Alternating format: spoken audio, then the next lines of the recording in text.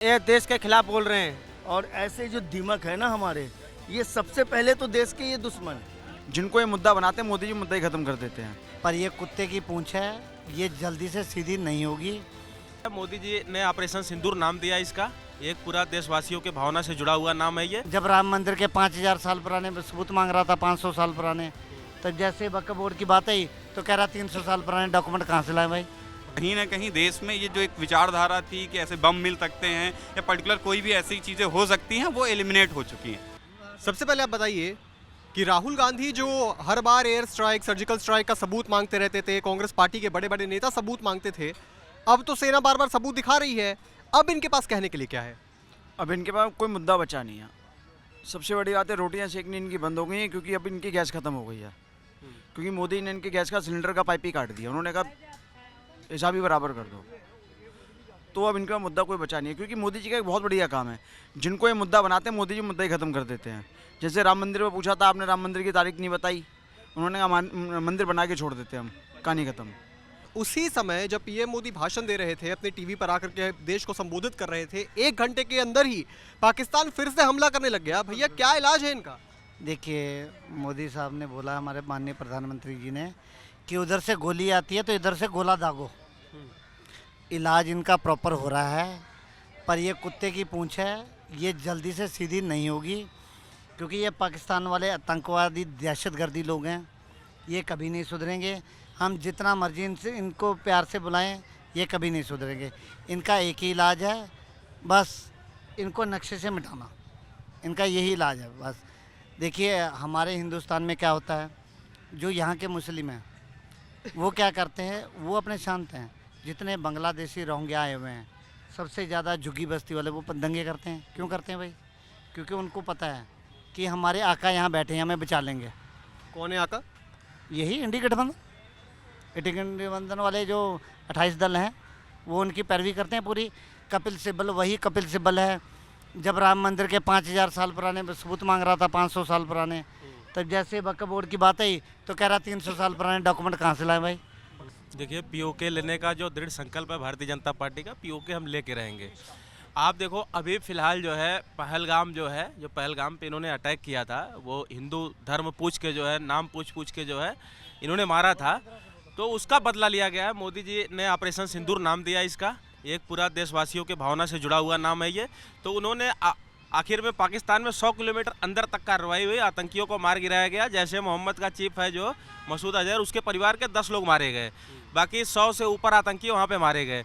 उसके बाद जो है पाकिस्तान ने थोड़ी बहुत एयर स्ट्राइक करने का प्रयास किया, उसको हमारी तीनों सेनाओं ने मिल के मुँहतोड़ जवाब दिया। पहली बार ऐसा हुआ आतंकवाद का इतना मुँहतोड़ जवाब दिया गया 2008 में, जब 26/11 हुआ था। एक प्रकार से पाकिस्तान ने भारत में घुस के युद्ध किया था। लेकिन कांग्रेस पार्टी की सरकार ने क्या किया? नवाज शरीफ ने मनमोहन सिंह को देहाती औरत बोला। आज कांग्रेस पार्टी छाती पीट रही है। अभी बोलती है कांग्रेस पार्टी, क्या अभी बोल रही थी? ये बोल रही थी कि अरे मोदी जी अटैक करो, ये हम आपके साथ हैं। जब तक आपकी सरकार थी आप अटैक करते नहीं थे।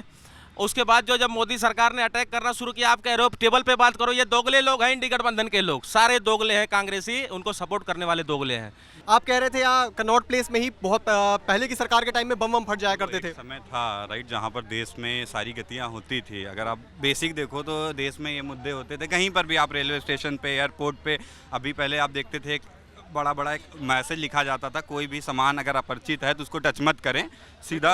हाँ, मेट्रो किसी पर भी होता था कि आप टच मत करें। उसका एक रीज़न था, क्योंकि एक सस्पेक्ट रहता था कि क्या हो सकता है, बम तो नहीं है इसमें, क्योंकि ऐसी गतियाँ होती रहती थी हमारे देश में। उसके बाद जब सरकार चेंज हुई, कुछ कानून प्रशासन हमारा चेंज हुआ, तो उसमें काफ़ी कुछ इंप्रूवमेंट है। अब वो मैसेज आपको कहीं पर भी नहीं लिखे दिखेंगे। उसका मतलब स्पष्ट दिख रहा है कि कहीं ना कहीं देश में ये जो एक विचारधारा थी कि ऐसे बम मिल सकते हैं या पर्टिकुलर कोई भी ऐसी चीज़ें हो सकती हैं, वो एलिमिनेट हो चुकी हैं। तो सरकार ने उस पर्टिकुलर पॉइंट पे काफ़ी बेटरमेंट किया है, राइट। वो कोई ऐसा नहीं, वो सबसे छुपा नहीं है। अगर कोई कहे कि नहीं कांग्रेस के समय में ऐसा था, तो नंबर ऑफ जो केसेस थे ऐसे बहुत हाई थे, अब काफ़ी कम हुए हैं। इवन अगर कश्मीर हमारे बॉर्डर लाइन पे देखो, वहाँ पर भी केसेस नंबर ऑफ कम हुए हैं। अभी अगर रिसेंटली 1 साल में देखो तो कुछ सीज फायर्स और ऐसी चीज़ें हुई हैं, उससे पहले वो भी नहीं हो रहा करती थी। सेना के खिलाफ, सरकार के खिलाफ ऐसी अभद्र भाषा का प्रयोग करते हैं। देश के दुश्मनों से ही देश के अंदर जो दुश्मन है उनसे ही दिक्कत है, बाहरों से तो खैर दिक्कत है ही। देखो, देश में कहाँ कौन है, क्या है, कैसा है, हमारी सरकार के पास तमाम एजेंसियां हैं। सरकार को ऐसे लोगों पे निगरानी रखनी चाहिए और ऐसे जो दिमक है ना हमारे, ये सबसे पहले तो देश के ये दुश्मन है। पहले भारत सरकार को इन दिमकों को निपटाना चाहिए। ये दिमक बचे कैसे रहते हैं, सरकार से छिपे कैसे रह जाते हैं, सरकार से बचे कैसे रह जाते हैं, ये है सवाल। कि हमारी सरकार, हमारी एजेंसियां, हमारे सीडीआई, हमारे सीबीआई, हमारे जो तमाम जो भारत सरकार के जो संगठन हैं, उन सबसे ऐसे दिमक बचे रह जाते हैं कि पाकिस्तान से 4-6 लोग आते हैं भारत में, शरण लेते हैं, कई लोगों की हत्याएं करते हैं और अभी तक पकड़े नहीं जाते, अभी तक पकड़े नहीं जाते। और जब हम सवाल करते हैं, तो उसका जवाब भी नहीं मिलता। भाई ये आतंकवादी गए कहाँ? हमारी सीमा में घुसे, 300 किलोमीटर अंदर आकर के पहलगाम में इन्होंने घटना को अंजाम दिया। हमारे 26 लोग शहीद हुए। इन लोगों के बारे में सरकार ने कोई घोषणा नहीं की कि इनको शहीद का दर्जा दे। इनकी जो विधवाएं हैं, जो इन लोगों पे शहीद तो सेना को कहते हैं ना, आम आदमी शहीद थोड़ी होता है। देखो, आम आदमी वो देश के लिए शहीद हुआ, आतंकवादी गतिविधियों में शहीद हुआ, इसलिए उसे शहीद का दर्जा देना ज़रूरी है। लेकिन उसके अलावा जो 26 महिलाएं हैं जो विधवा हुई हैं आज, जिनका सुहाग गुजरा है, सरकार उनके लिए भी तो कुछ करे, उन्हें सरकारी नौकरी दे, उन्हें मुआवजा दे, उन्हें अच्छे जो है कि भविष्य का उनको जो है कि सरकार उनको वचन दे। जिस तरीके से अभी भी हमने देखा, देश के अंदर ही कई ऐसी मुसीबतें हैं जो सरकार को टारगेट करती हैं ऐसे मुश्किल समय में भी, और सेना को भी टारगेट करते हैं। क्या आपको लगता है, और राहुल गांधी जो है ऐसे समय में वो सवाल पूछते हैं सरकार से, सेना से, तो ऐसे लोगों को मोटिवेशन भी तो मिलता है ना? मोटिवेशन नहीं मिलता, उनका ये बिजनेस है, वो सेवक नहीं है। सरकार के खिलाफ बोल के अपनी रोटी रोजी कमा रहे हैं, बेरोजगारों को भड़का रहे हैं। बेरोजगारी इस देश में शुरू से थी, 100 करोड़ आदमियों को कोई रोजगार नहीं दे सकता, कोई भी देश नहीं दे सकता। जो देश के खिलाफ बोल रहे हैं उन पे सख्त कार्रवाई होनी चाहिए। हमारे देश की इंडियन आर्मी और जो मिलिट्री है ना, ऐसे लोग कमज़ोर करना चाहते हैं ये लोग, और ये इनको भी सब्र सीखना चाहिए, इनको भी सिखाएंगे अभी। ये देश के लिए, ये देश के खिलाफ बोल रहे हैं।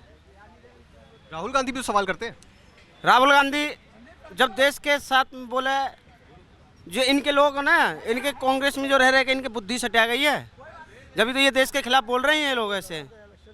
तो देखा हमने कैसे राष्ट्रहित के मुद्दे पर यहाँ पर गर्मा गर्म बहस हो गई। देश जानता है कि पाकिस्तान का इलाज क्या है, देश जानता है कि आतंक का इलाज क्या है। तो क्या ये बात भारत की दूसरे सबसे बड़ी पार्टी कांग्रेस, जिसने देश पर इतने सालों तक राज किया, क्या वो नहीं जानती? इस पूरे मुद्दे पर आप क्या सोचते हैं दोस्तों, हमें कमेंट बॉक्स में जरूर बताएं। कैमरामैन राजकुमार के साथ मैं स्नेह श्रेयस, आय ऑन भारत।